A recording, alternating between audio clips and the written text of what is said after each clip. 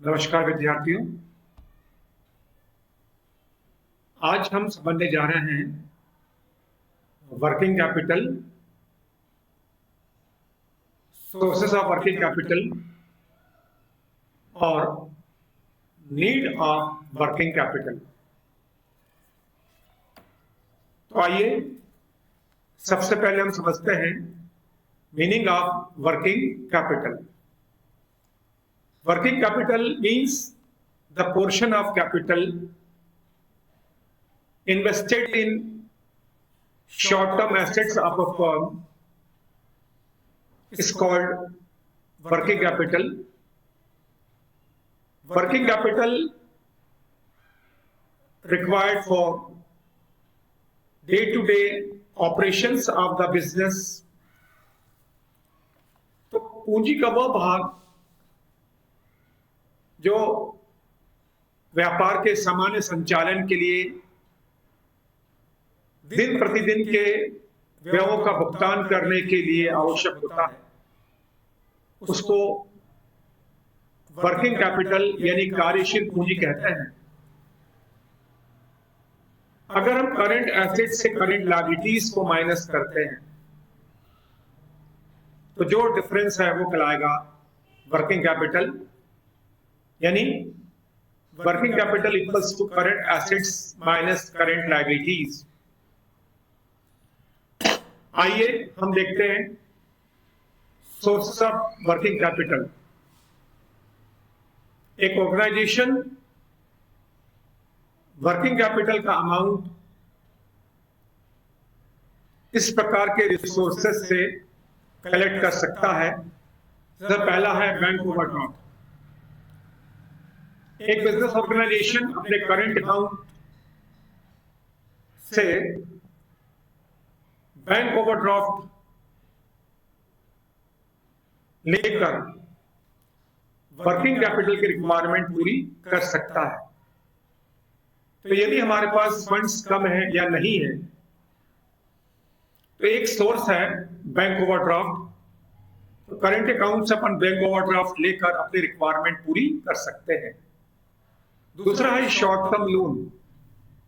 Bank financial institutions यहां से short term loan लेकर वर्किंग कैपिटल की रिक्वायरमेंट को पूरा कर सकते हैं। थर्ड आता है सेल ऑफ ओल्ड एसेट। तो कोई ऐसी एसेट हमारे पास है जो काफी पुरानी हो चुकी है और भी हमारे कोई काम की नहीं है, तो हम ऐसी एसेट्स को बेचकर अमाउंट अरेंज कर सकते हैं और वर्किंग कैपिटल में लगा सकते हैं। जनरल रिजर्व ये एक आइडियल सोर्स माना जाता है। यदि ऑर्गेनाइजेशन के पास जनरल रिजर्व में बैलेंस है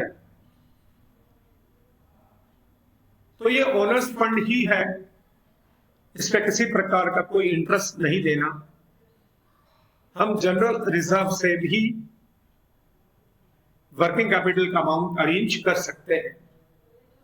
री इन्वेस्टमेंट ऑफ प्रॉफिट। कई फर्म्स प्रॉफिट का एक पार्ट रिटेन अर्निंग्स के रूप में रख लेती है। ये रिटेन अर्निंग्स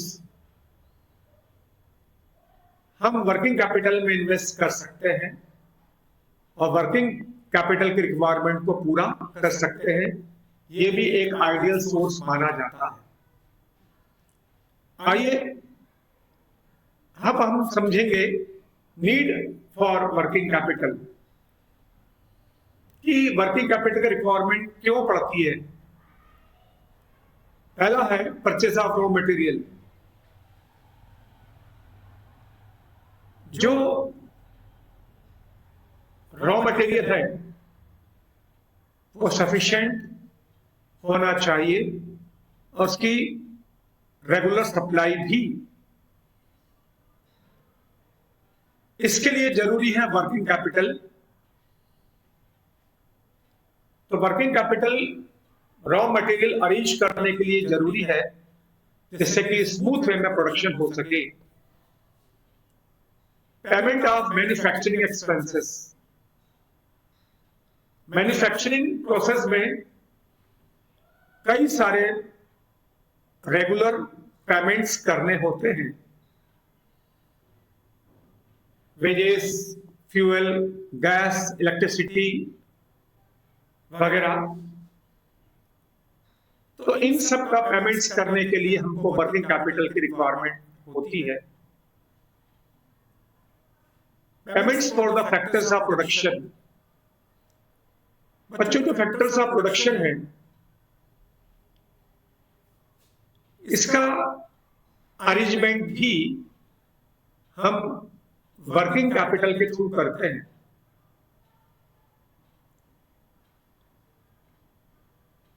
इनके पेमेंट्स के लिए भी वर्किंग कैपिटल जरूरी होती है।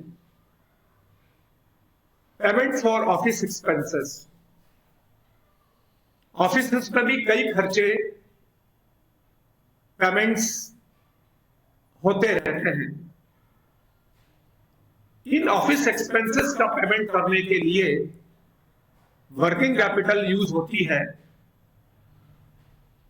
तो जितना अमाउंट जरूरी है वो हम वर्किंग कैपिटल से अरेंज करते हैं। Payment of selling and distribution expenses, material को सेल करने के लिए, डिस्ट्रीब्यूट करने के लिए एक लंबी प्रोसेस होती है, उसमें कई सारे पेमेंट्स करने होते हैं। ये सेलिंग और डिस्ट्रीब्यूशन एक्सपेंसेस वर्किंग कैपिटल के माध्यम से ही किए जाते हैं। तो बच्चों, मुझे उम्मीद है ये आपको समझ में आया होगा, लेकिन अगर कोई डाउट है तो आप उससे जरूर पूछिएगा या फोन करिएगा। Thank you very much.